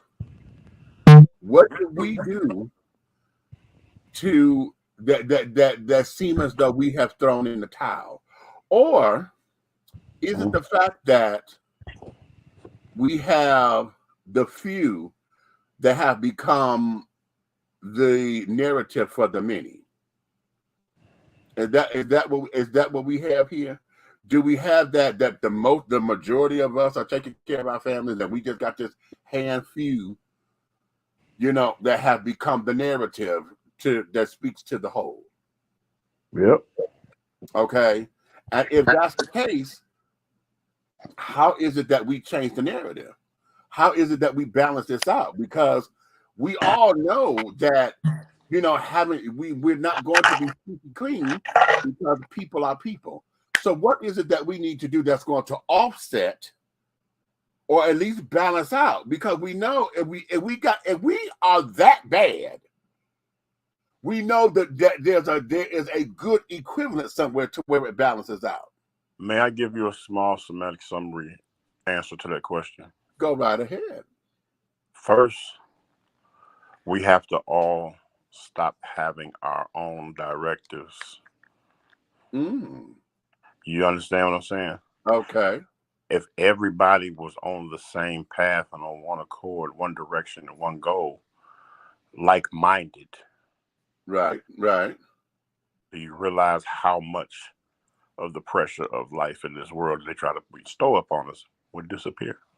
Okay, come on, let's talk about that.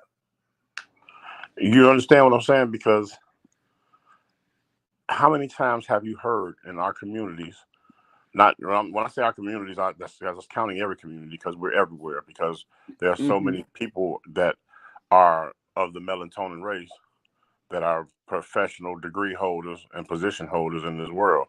You couldn't stop that. You couldn't even stop the creativity path of our minds creating things in this world that we use every day as a people, whether you want to count us out or not.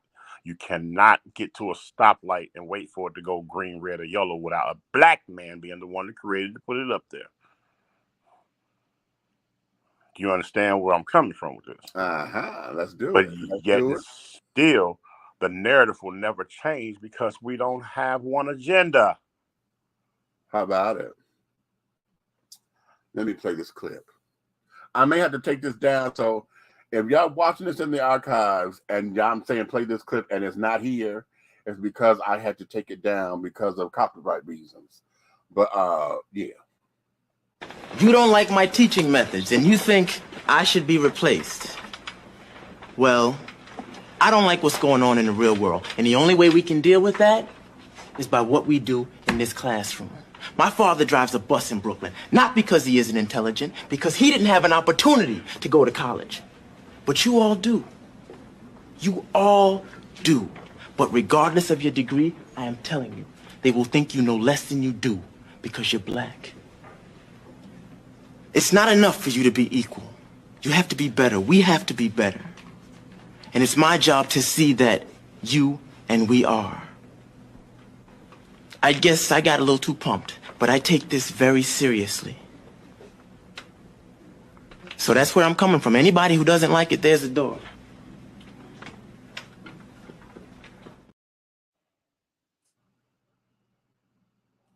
Boom. And there you have it. Okay. Mr. Dwayne Wayne. Right. Okay. And in unpacking that. I like to unpack that. Stop cheating. Huh? No, man. I said stop cheating because mine ain't here.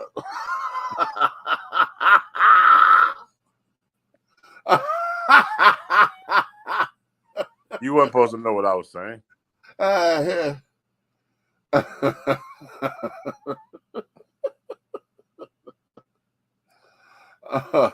That's not right. I can make a phone call, or hell, I just got a text. So anyway. You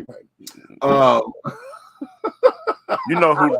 You know, I'm gonna change the theme music on this show to a Houdini song. We're gonna get some permission. You so stupid. Cause I'm a hoe. You know I'm a hoe. Right. Okay. Okay. Okay. All right.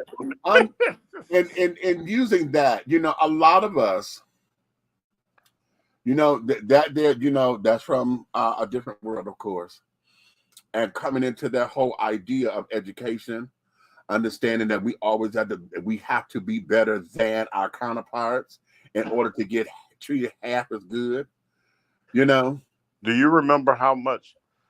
Okay, it's ironic you put that up. What was that? Different World, right? Okay. At that time in TV, right? Right. There were several shows being aired that showed the uplifting or upper class of the Afro-American families, right, holding positions and being pillars in the community. Right. And I'm starting to think that the whole Bill Cosby thing, going to jail thing, I think he saturated the airwaves and a lot of production deals and a lot of things he did to put out that powerful black movement to show that we are a force to be reckoned with within this world. We, you know what I'm saying? We hold a majority of the degrees. Right. I believe that whole Bill Cosby setup thing was not only the power that he had when he was taking over said to me, I'm not going to speak on them, but they might shut us off. But when he was in a position to take over certain conglomerates,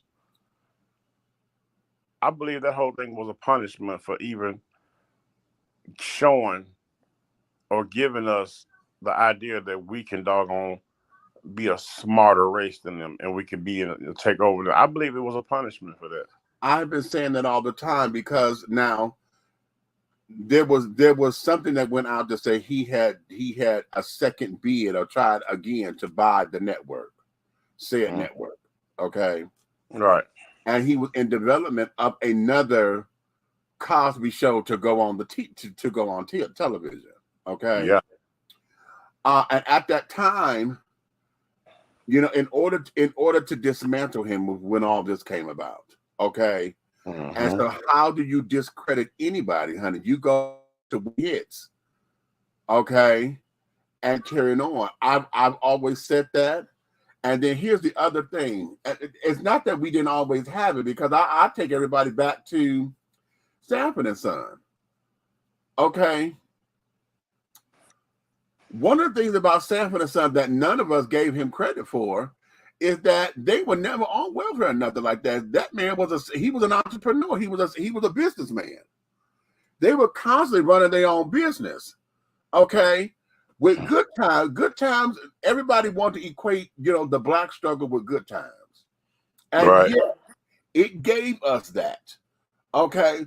But it also showed us our resilience, because James and Florida and JJ, they always had a hustle going.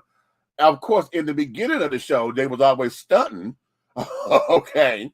When the show first come on, but then they flipped that to have an honest hustle going on. But right? What was great? Do you remember how the show? You remember how the show spent to the point where JJ was a breadwinner, doing very well. Right. His struggle paid off, but yet he was still in the hood. Right. Exactly. He was still in the hood, but he was able to do better. He again started his own art, the greeting cards at those store and all that, you know. Yep. Doing that, he got being able to paint the murals and all that around the city. You know, he got commission, so he was able to get into honest hustles. All right. We had the Jeffersons, businessman. You own 7 stores. Okay, was able to move from the lower west side all the way to the east side, up in the high rises and stuff, honey. Well, y'all making coin. Y'all got Bellman and carrying on. Okay, Weezy getting furs, and y'all going to, they had to create the help center. From the ballpark to the high park. How about that? So when the Cosby era came, we then were able to see black families in real situations. Okay. Yeah. For them to take for them to take that, and the parents, they made them 2 of the jobs that everybody wanted to be on career day: a doctor and a lawyer. Right. So you got a doctor and a lawyer. So you really pretty much said back in that time, I just put, let's say per se, I just put about maybe $270,000 worth of income in that household. They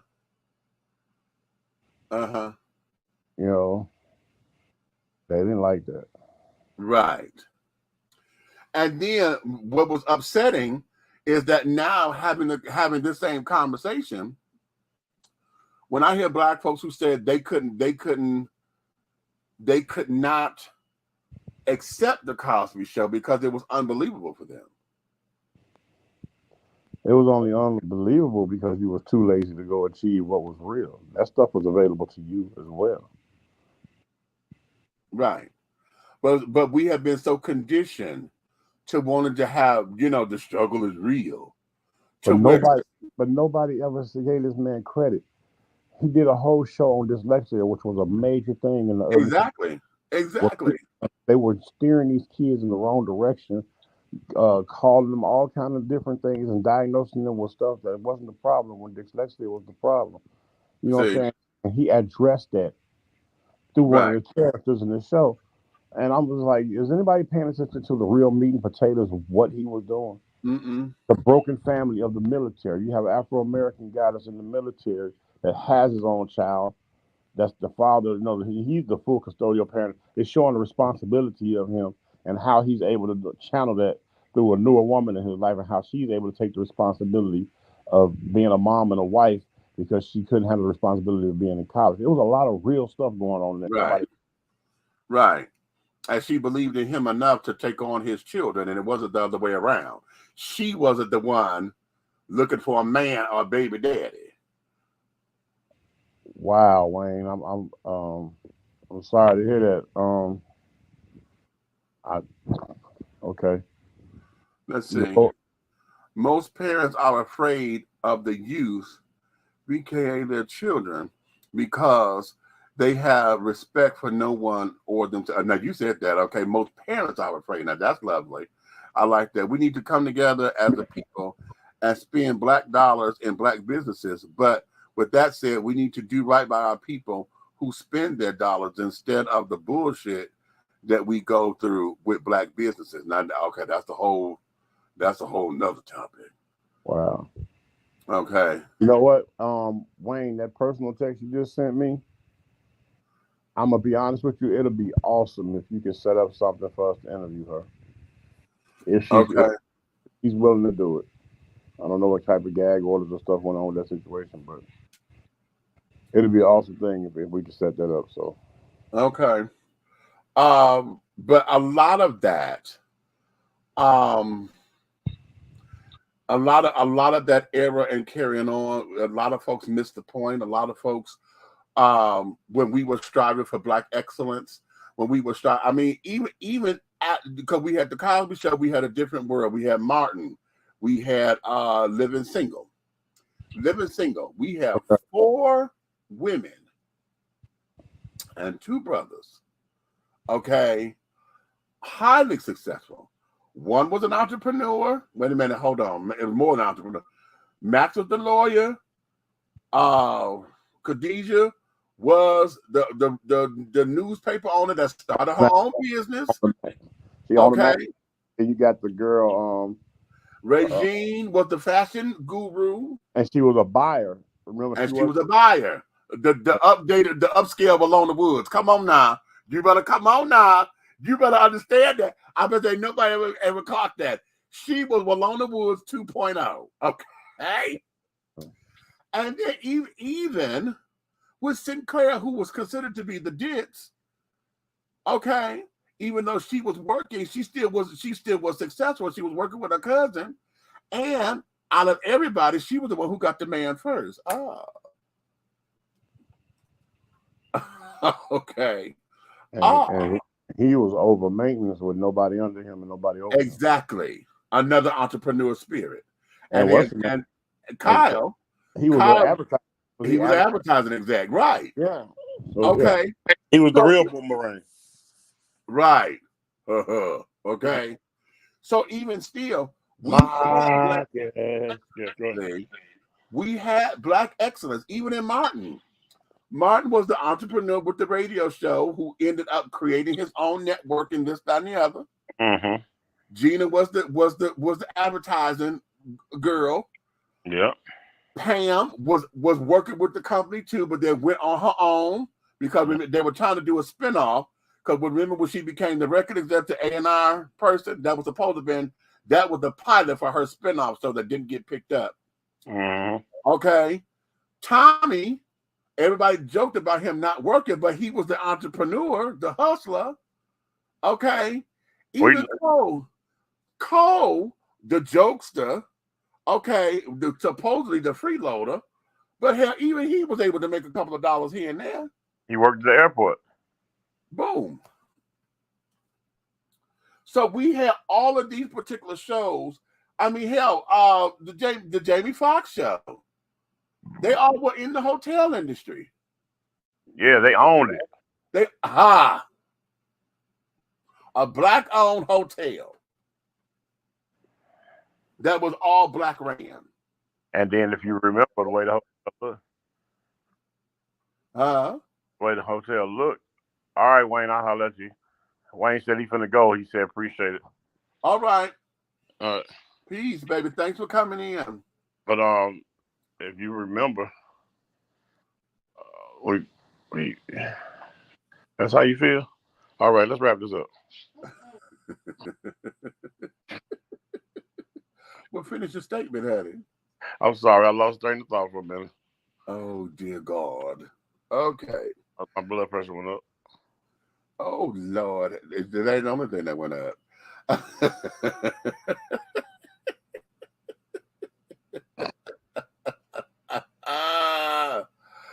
Okay. Yeah.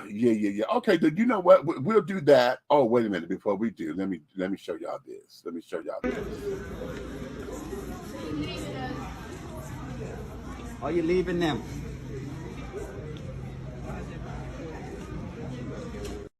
Oh no.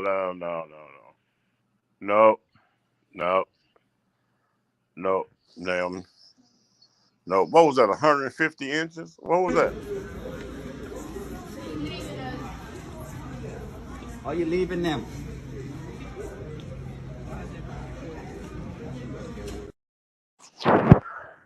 With a baby. Yeah, the baby got 36 inches of hair. Yeah, I see the baby had 36 inches. Yeah. Okay. No, they got that from Royal Extensions. That's it. It's Royal Extensions Atlanta. All your hair care needs, best quality of the bundles. So, Okay. Yeah.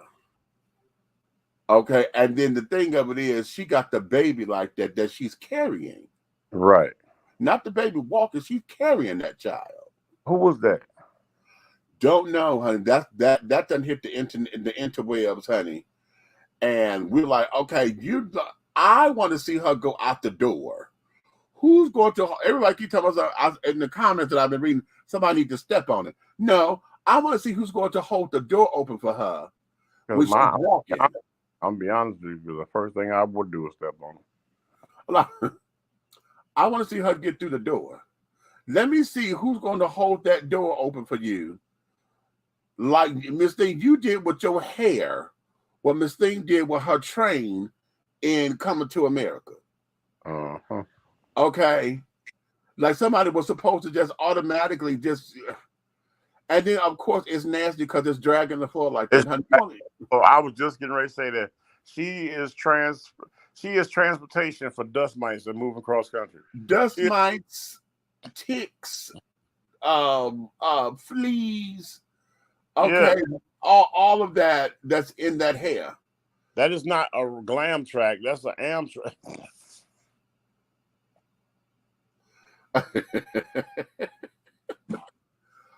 But see, we put up with this foolishness because of this goddamn internet. We put up with it because clock it. She's not the one taking the camera and doing a selfie or whatever. She knows somebody with the camera is going to do that. Yeah, she knows that. Okay, so all of that is for attention because Mr. You can't tell me that having that much hair, I can't stand that. I can't stand to see folks that got them long ass fingernails. I mean, the real long ones that look like you can't do nothing with. And then for those who want to have their toenails to match, you know, they got these long ass talons for toenails that you go get done and have them wrapped in the things, and your toenails looking like that too. You can't put a shoe on that ain't open toed. You can't put no stockings on because the damn stockings are gonna tear up. You can't do nothing. All right, today's homework is women with talent. What brand of toilet paper do they use? Ooh. Everybody get back to us on that. Terry Claus. They don't use toilet paper, they use towels. Okay, well, you know, I'm going to bed now. Happy Mother's Day to all you mothers out there. Happy birthday to all you father mothers. Hope that you all have a blessed day. Good time on Sunday. Hopefully somebody cooks you a meal. But know that don't be the one to make your wife, the mother of your children, cook the meal, because that would make you a mother. So Baby. Come on. We gotta ride one of these. I'm not getting on that shit, man. Well, we don't ever do nothing when we go out of town. My cousin broke both his ankles last time he got on one of these. Your cousin is slow. That ain't got nothing to do with the thing, malfunction. Then you come on to try something new. You don't never want to try nothing with me. Okay, man. All right, come on. What you doing? I'm getting over here with you. No, it's more out here. Get you one. Hey, it's not romantic if I get my own thing. We're not gonna be able to both be up here. It's enough room for both. Come on. All right, man. Come on, man.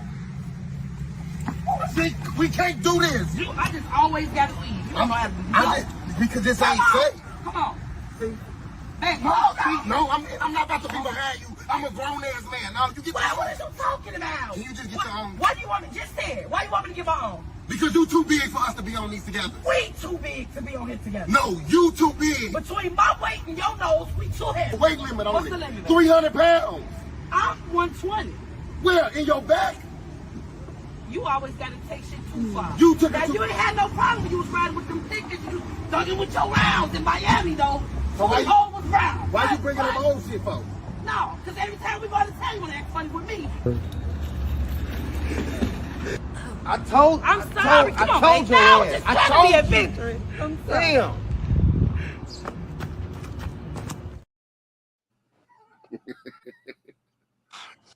That was the response that you say, don't have your baby mama cook her, then that makes you a mother. And I said, oh, yeah, okay.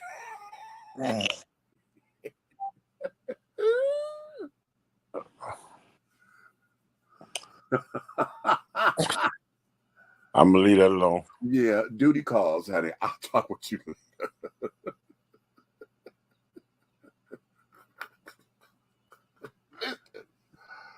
Ladies and gentlemen, okay. Oh, wait a minute. Oh, I hate when my face itch and this dang on hair trying to grow back. Lord, child. Oh. Well, yeah. You know, you got to put some of that stuff on it.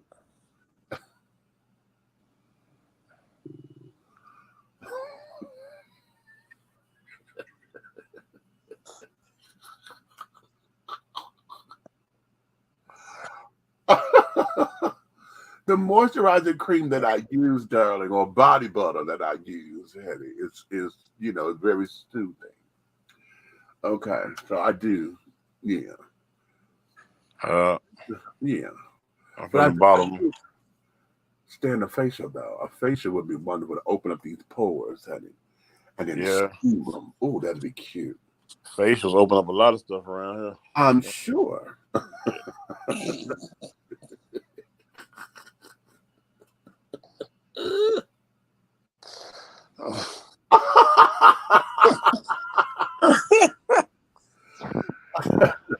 And if done right, you get jewels as well, pearl necklaces and things. Hey. Get your hot peanuts.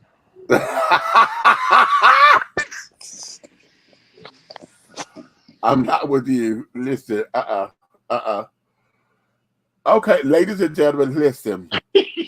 Okay. Judy is calling for the both of us, actually. Hey. Okay, hey, hold. Hey, look at that boy. You throw that arm up flex like that, boy. I got tat. Boy, look at this boy. I'm tatted up. Tat it up. All right. Okay, y'all can have it. Yeah. Somebody got to do it. It won't be me. Before we go, let me redo this, honey. Y'all got to listen. Let's sit down and talk about what we need. We're in this together. Ooh, let's do the right thing. Yeah. We all win in the end. Oh yeah. Let's do the right thing. Yeah. We all win in the end. We need to do the right thing. Yes, and this one here.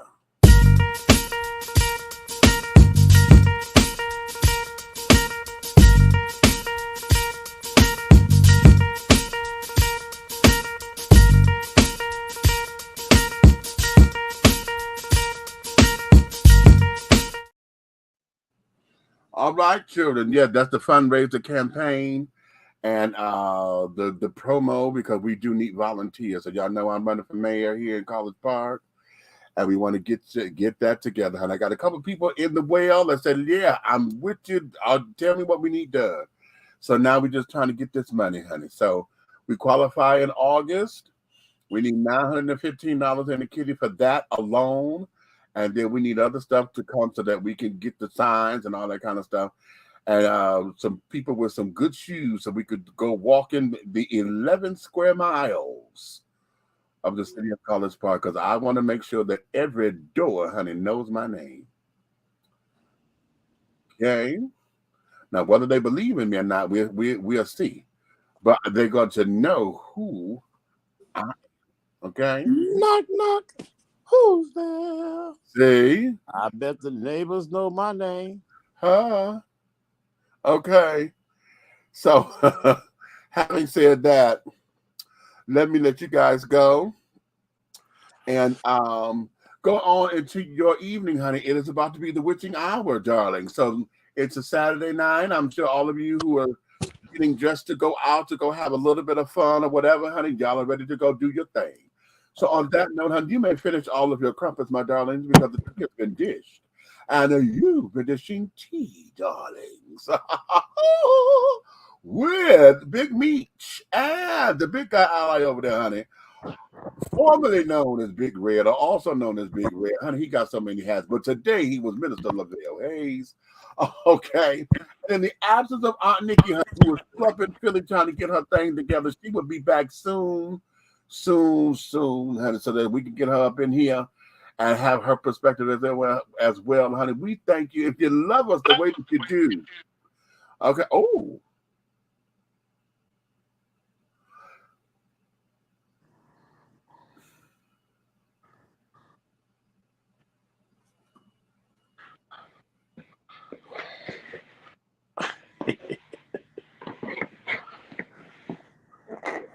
That's cute. That's real cute. Okay, it's that color that's doing it for me, honey. You let them do that in the stage green, bitch. I'm gonna be over. I'm gonna be hateful. I would be completely hateful because usually those kind of colors don't come in my size. But I see it because you and I wear the same foot. Listen, you know, And I anyway. got straight from the Coach store.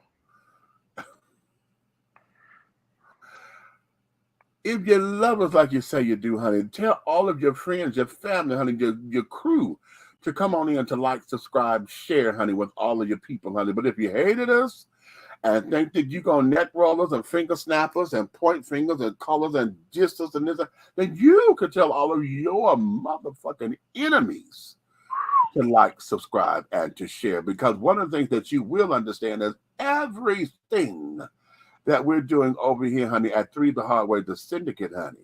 That there is Addition to Entertainment, that's Atlanta Hot Radio, that there is at Artist First Entertainment with Let's Talk Without Nikki.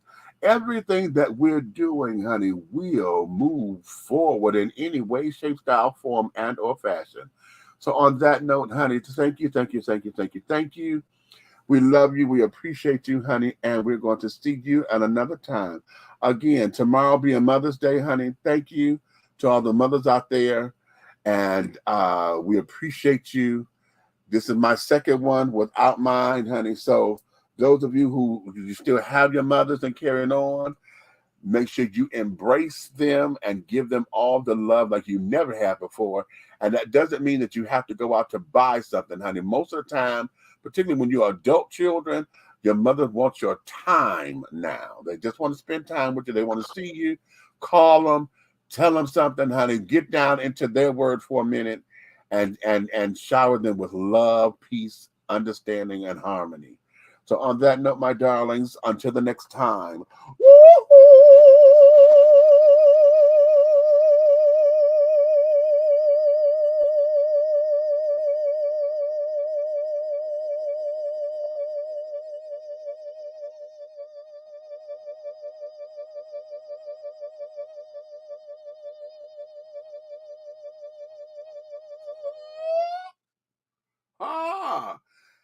And see. mean I did it.